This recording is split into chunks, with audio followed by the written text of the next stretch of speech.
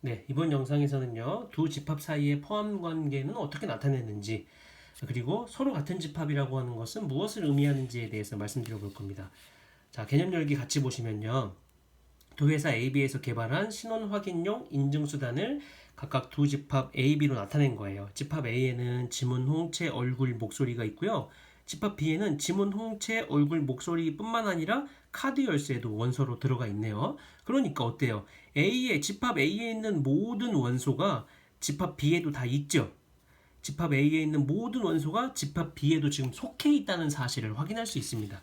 자, 이런 것처럼 두 집합 A, B에 대해서 A의 모든 원소가 B에도 있을 때, A의 모든 원소가 집합 B에도 속할 때, 이럴 때 A를 B의 부분집합이다 이렇게 얘기해요. 자, 그림으로 그리면 이렇게 그릴 수 있겠죠, 그죠? A에 있는 모든 원소가 B에도 속해 있으니까 그림으로 그리면 A가 B에 쏙 포함되는 형태로 벤 다이어그램을 그려주면 되겠네요. 그래서 기호로 쓸 때는 이렇게 쓰거든요. A가 B에 포함된다라는 의미예요. 자, 물론 여러분 이거를 이렇게 써도 괜찮아요. 중요한 건 입을 벌리는 방향이죠. A가 B의 부분집합이면 A가 B에 포함돼라는 의미로 이렇게 적어주는 겁니다. 이것은 마치 그거랑 같죠. 원소하고 집합의 관계를 표현할 때 원소 A가 집합 A의 원소면 이렇게 입을 벌려줬었잖아요. 그죠? 그거랑 같은 맥락으로 우리 여러분들이 이해하시면 됩니다.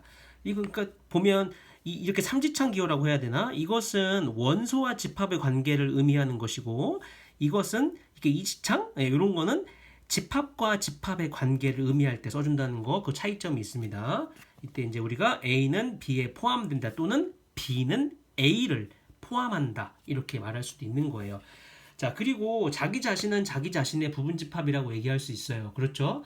A의 모든 원소가 A에도 있으니까 자기 자신은 자기 자신의 부분집합이 맞고요. 한 가지 주의해야 할 점은 공집합은 모든 집합의 부분집합이 된다는 것입니다. 이것은 공집합이라고 하는 것은 비어있는 집합이잖아요. 비어있는 것은 비어있지 않은 것에 포함된다. 이렇게 직관적으로 의미할 수 있어요. 물론 비어있는 것은 또 비어있는 것에 포함된다라고 얘기할 수도 있고요. 그러니까 사실 이건 약간 직관적인 의미이기 때문에 좀 더 명확하게는 명제로 가서 참거짓을 여러분들이 공부하고 나면 좀 더 정확하게 이해할 수 있거든요. 그래서 일단은 비어있는 것은 모든 집합에 포함돼 이렇게 일단 직관적으로 이해하고 넘어가도록 합시다. 네, 그리고 집합 A가 집합 B의 부분집합이 아닐 때는요, 기호로 이렇게 적어줘요. A가 B에 포함되지 않아. 이런 의미로 이렇게 적어주고 있습니다. 자, 그럼 예를 좀 볼까요? 자, 집합 A는 1, 5고 집합 B는 1, 5, 25를 원소로 갖는 집합이에요. 그러면 A에 있는 모든 원소가 집합 B에도 속해 있죠? A가 1, 5고 B는 1, 5, 25니까 A가 B에 쏙 포함되어 있습니다. 그렇기 때문에 A는 B의 부분집합이 맞는 것이죠. 또 A가 만약에 이번에는 2, 3, 4를 원소로 갖는 집합이고요. 집합 B는 2, 4, 6, 8을 원소로 갖는 집합이라고 했을 때 지금 3이 문제가 되는 거죠. 그렇죠? 3은 A에 포함되어 있지만 3은 집합 B의 원소가 아니죠. 그죠? 원소가 아니기 때문에 A에 있는 모든 원소가 B에 있지 않아요. 요 3 때문에 문제가 되는 것이죠. 그죠? 따라서 A는 B의 부분집합이 아닌 거예요. A에 있는 모든 원소가 B에도 있어야 되는데 3은 B에 없으니까. 네, 이렇게 부분집합을 이해하시면 돼요. 자, 그러면 우리가 이번에는요, 부분집합을 직접 다 한번 구해볼까요? 자, 예제 1번을 한번 봅시다. 자, 집합 A가 A, B, C라는 원소를 갖는 3개짜리, 3개짜리, 그러니까 원소의 개수가 3개짜리인 집합인 거죠. 부분집합을 모두 구하자라고 했을 때 이렇게 4가지로 구분해서 한번 다 나열을 해봅시다.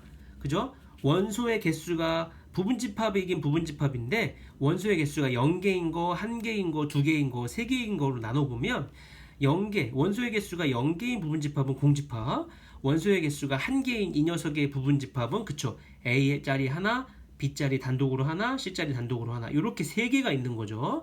원소의 개수가 2개인 집합 A의 부분집합은 AB, AC, BC. 여러분들 CA는 다른 거 아니에요? 이렇게 생각하시면 안 돼요. 우리가 집합을 표현할 때는 집합 괄호 안에 있는 것의 순서는 고려하지 않는 것이죠. 그 안에 대상이 누구인지가 중요한 거니까 A, B, A, C, B, C 이렇게 세 개가 있는 거고요. 원소의 개수가 3개짜리인 부분집합은 그렇죠. 자기 자신 A, B, C 이렇게 있는 겁니다. 따라서 모두 구해보라고 하면 결국 하나, 둘, 셋, 넷, 다섯, 여섯, 일곱, 여덟 이렇게 전체 8개를 전부 다 나열해 주시면 되는 거예요. 자, 일단 원소의 개수가 3개짜리일 때는 이렇게 8개가 있구나. 여러분들 이걸 좀 잘 기억해 봅시다. 공집합도 당연히 포함을 시켜 주셔야 됩니다. 자, 일단 그리고 요거를 조금 이따가 좀 더 다뤄볼 거고요. 일단 서로 같은 집합이라고 하는 것이 무엇인지 또 그 개념을 한번 이해해 봅시다. 자, 여기 아주 좋은 예가 있는데요.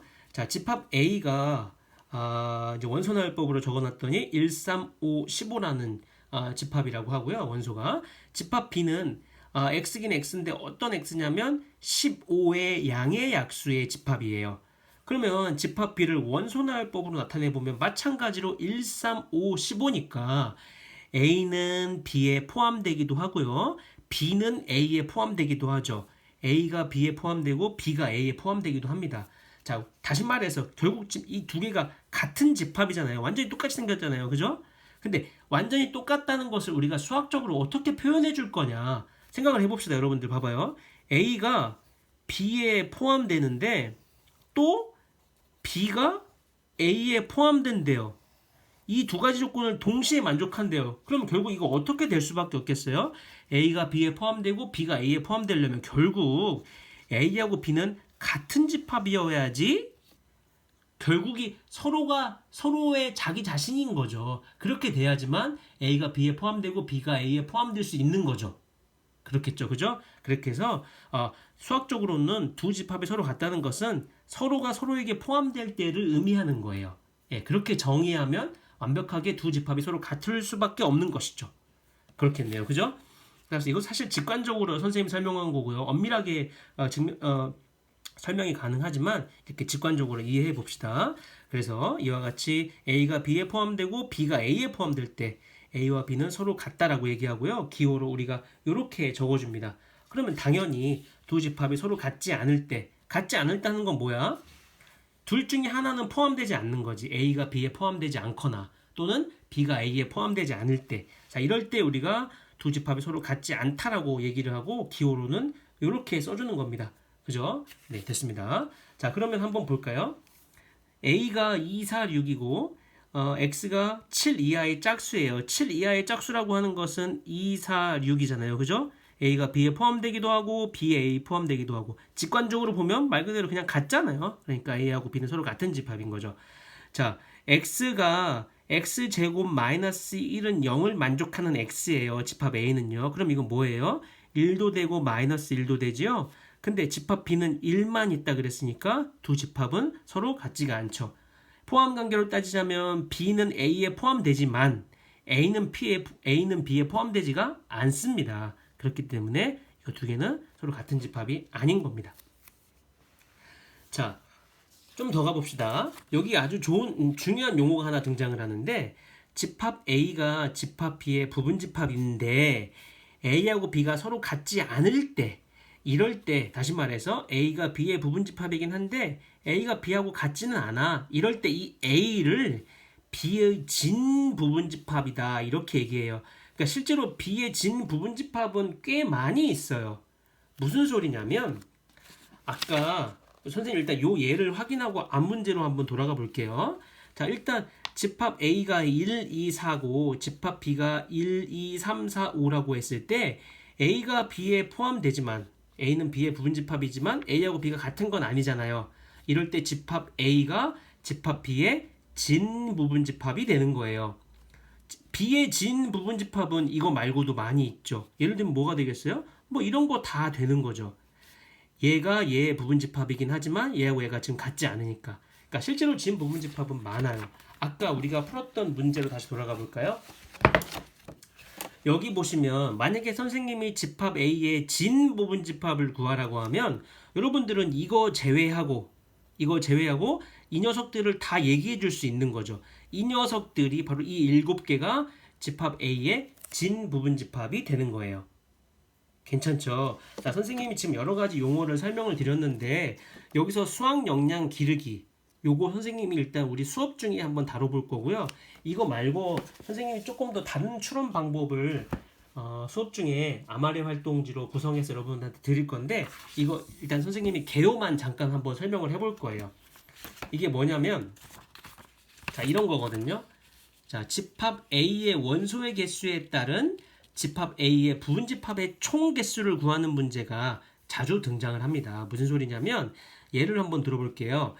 집합 A의 원소의 개수가 1개면 예를 들어 집합 A가 이렇게 1만 원소를 갖는 집합이라고 하면 집합 A의 부분집합을 구하라고 하면은 공집합과 자기 자신 그래서 이제 두 개죠, 두 개. 그죠?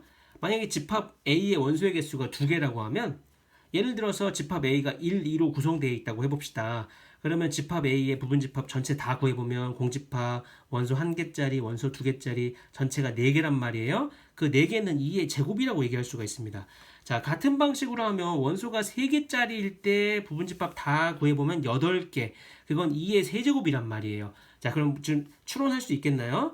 집합 A의 원소의 개수가 n개면 결과적으로 집합 A의 원소의 개수가 n개면 집합 A의 부분집합의 총 개수는 여기 숫자가 그대로 일치하고 있는 지수와 일치하고 있는 거 확인이 가능하네요. 그러니까 이거보다 그렇죠. 2의 n제곱개다라고 우리가 추론해 볼 수가 있는 겁니다.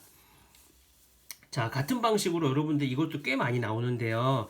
집합 A의 부분집합 중 집합 A의 특정 원소를 포함하지 않는 부분집합의 총 개수를 구하라. 이거 어떻게 추론해 볼 수 있냐면 생각해 볼게요. 예를 들어 집합 A가 1, 2, 3, 4를 원소로 갖는 집합인데 그 부분집합 중에서 4를 원소로 갖지 않는 부분집합의 총 개수를 물었어요. 중요한 것은 그런 부분집합을 다 찾아내라는 얘기가 아니라 개수만 묻고 있는 거예요. 개수만. 그러면 어떻게 생각하는 게 아주 좋냐면요. 4를 원소로 갖지 않는 집합 A의 부분집합의 총 개수를 구하랬으니까 일단 4를 제외하고 1, 2, 3만 가지고 부분집합을 만들어 보는 거예요. 그렇게 되면 어떻게 되겠어요? 1, 2, 3만 가지고 부분집합을 만들면 거기에는 4가 들어가 있지 않겠죠. 그러니까 1, 2, 3 가지고 만들어낸 전체 부분집합의 개수가 곧 4를 원소로 갖지 않는 집합 A의 부분집합의 개수와 같아지는 거예요. 그러니까 2의 여기서 아까 2의 n제곱개 다시 말해서 2의 4제곱개가 아니라 2의 4-1제곱개 2의 세제곱개라는 것을 우리가 알 수 있는 겁니다. 자, 한 번 더 가볼게요. 집합 A의 부분집합 중에서 이제는 집합 A의 특정 원소를 반드시 포함하는 부분집합의 총 개수를 구하라고 해봤다고 뭔 소리인지 알겠죠? 예. 예를 한번 들어볼까요? 집합 A가 1, 2, 3, 4를 원소로 갖는 집합인데 이번에는 그 부분집합 중에서 4를 반드시 원소로 갖는 부분집합의 총 개수를 구하랬다고 해봐요. 그러면 생각하는 방식은 위의 거랑 동일한 겁니다.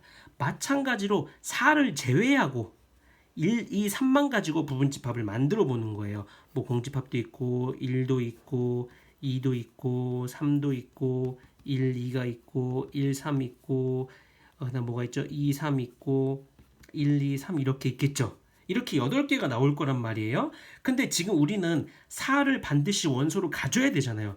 그러면 나중에 여기다가 4를 추가시켜 주는 거죠. 그렇게 되면 어떻게 되겠어요? 4가 반드시 포함되어 있는 집합 A의 부분집합을 다 구해줄 수가 있는 것이죠. 그러니까 개수를 따지라고 하면 결국 개수를 구하라고 하면 결국 어떻게 하면 되겠어요? 전체 부분집합의 개수 중에서 반드시 포함해야 되는 부분집합의 원소의 개수를 제외하고 요거 가지고 이렇게 공식화해서 추론해 볼 수 있는 겁니다. 답은 2의 세제곱개 되는 것이죠. 그러니까 결과적으로 위의 거랑 추론하는 방식이 동일하다는 사실을 알 수 있죠. 이해되시나요? 4를 원소로 갖는 부분집합의 개수를 구하라고 하면 4를 제외시켜준 후에 부분집합을 만들어서 나중에 다시 4를 끼워 넣어준다. 그렇게 생각하면 결국 개수를 구하라고 하면 이렇게 추론해 볼 수가 있는 거죠. 조금 어려울 수 있어요. 중요한 건 뭡니까? 내일 학교에 와서 아마레 활동 시간에 지금 이해가 되지 않은 부분을 같이 고민해 보면서 정확하게 이해하기 위해 노력해 보는 거예요. 그것이 굉장히 중요한 공부 방식입니다. 일단 여기까지 하겠습니다.